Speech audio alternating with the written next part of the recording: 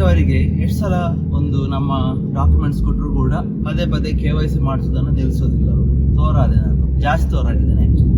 Obesity 104 kgs 104 kg ತುಂಬ ಜಾಸ್ತಿ ಆಯಿತು.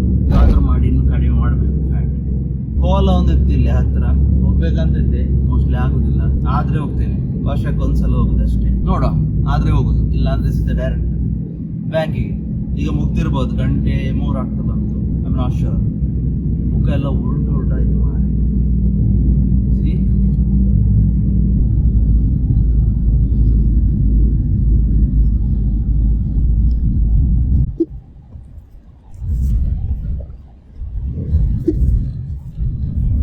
ಮೊದಲೆಲ್ಲ ಇಲ್ಲಿ ರಸ್ತೆ ಇರಲಿಲ್ಲ, ಇವಾಗ ರಸ್ತೆ ಮಾಡಿದ್ದಾರೆ.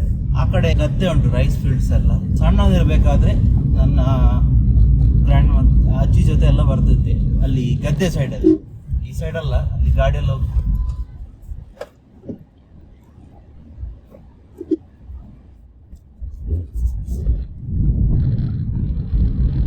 ಮುಗ್ದಿದೆ ಎಲ್ಲೋ ಗೊತ್ತಿಲ್ಲ ಇವಾಗ.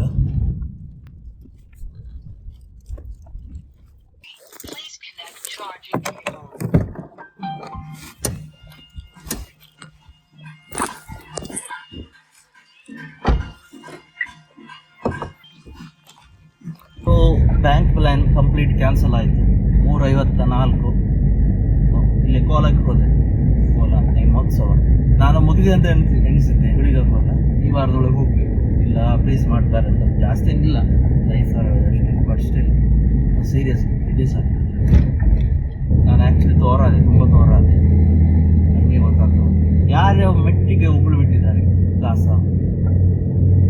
ಅಷ್ಟು ಒಂದು ಕಾಮನ್ ಸೆನ್ಸ್ ಇಲ್ಲ, ಮ್ಯಾನರ್ಸ್ ಇಲ್ಲ, ಸಿವಿಕ್ ಸೆನ್ಸ್ ಇಲ್ಲವೇ ಇಲ್ಲ ನಮ್ಮ ದೇಶದಲ್ಲಿ. ಫಸ್ಟ್ ಟೈಮ್ ಆಗ್ತಿರೋದು ನಂತರ ಈ ಥರ ಎಕ್ಸ್ಪೀರಿಯನ್ಸ್.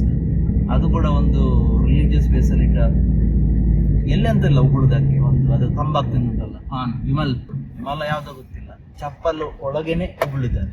ಒಂದು ಸೆನ್ಸ್ ಇಲ್ಲ. ಅಲ್ಲೇ ಸೈಡಲ್ಲೇ, ಆ ಟೆಂಪಲ್ ಸೈಡಲ್ಲೇ ಉಗುಳಿದ್ದು.